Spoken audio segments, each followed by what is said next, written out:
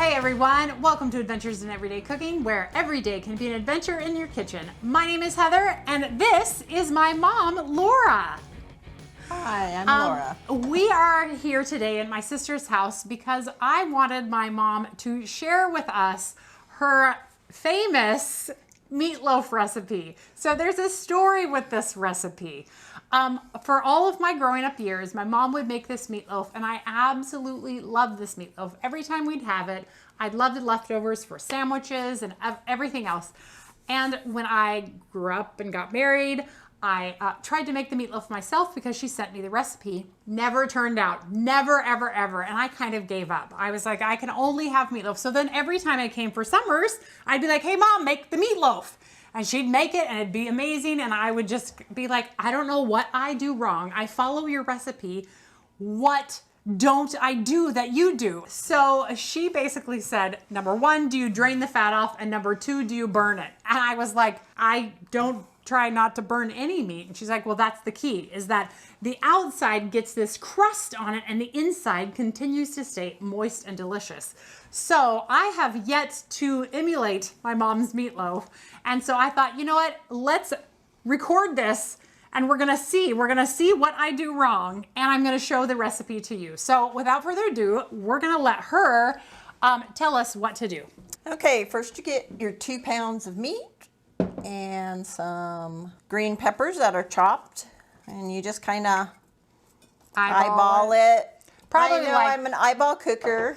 It's probably like onions. 1/4 of a cup of peppers and some onions. 1/4 of a cup to 1/2 of a cup of onion. And then you just didn't want a bunch of garlic in it, huh? Well, I didn't know how many pieces of garlic. She just said, hey, garlic. And so I just gave her 3 cloves of garlic. I don't know if she needs more. All right, so 5 total cloves of garlic. Okay, and then I like Herdez, but whatever kind of salsa that you want, I just pour probably a cup of salsa in there. Salt and peppered, of course. And 1 egg. And 1 egg. Now, usually I use pieces of bread that I tear up, but we have Italian style panko breadcrumbs. Okay, we can just do bread. That's going to change the whole texture and taste of it for Italian panko. Instead, we will use a One Kaiser bun. Yes, one bun. Kaiser bun. So I usually take 2 pieces of the 6-seed bread from John somebody, and I tear it up like this. So yeah, I mean, it doesn't matter how big the pieces of bread are. Just tear them up. Okay, and then the last thing I put in there, everybody looks at me like I'm crazy, is Heinz 57 ketchup. It has to be Heinz. Can't be Hunt's. Can't Sorry, be Hunt's. anybody else. Can't be French's. Has to be Heinz. And that she told me that when she gave me the recipe years ago. She said, you must use Heinz. And I was like, okay. Just because I like the flavor of it. Yeah. Then it looks like that. I don't know how much ketchup I put in. I put so you can Probably see like it along the top. Yep. Yeah. And then you dig in with your fingers and you just, and of course I have 2 children, or maybe 3, I'm not sure about the 3rd one, who don't like to do this. So this definitely is not the recipe for them. I don't like to get my hands dirty, but I will do it for good meatloaf because I really do enjoy meatloaf a lot. Because the only way you can mix a meatloaf with this much junk in it is with your hands. Yeah. A spoon is not going to do it. You probably should have had a bigger bowl, but We're remodeling my kitchen, so I couldn't find any of my utensils. They're all packed away. All right, so how do you know when you're done mixing it all together, when kind of everything feels slimy and gross? Yeah, everything feels slimy and gross, and it looks like everything kind of is distributed through the meat in a pretty even consistency. And then you just pick it up, shove it together, and I know it looks like a big mess. Put it in a 9 by 13 pan.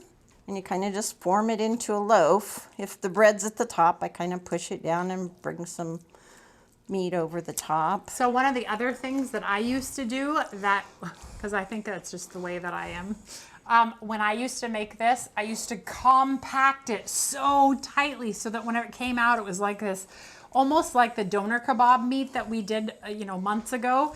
This is definitely not like that. You kind of leave it loose so that there's some room for that juice to stay inside, because when it's compacted really tight, the juice has nowhere to go but out.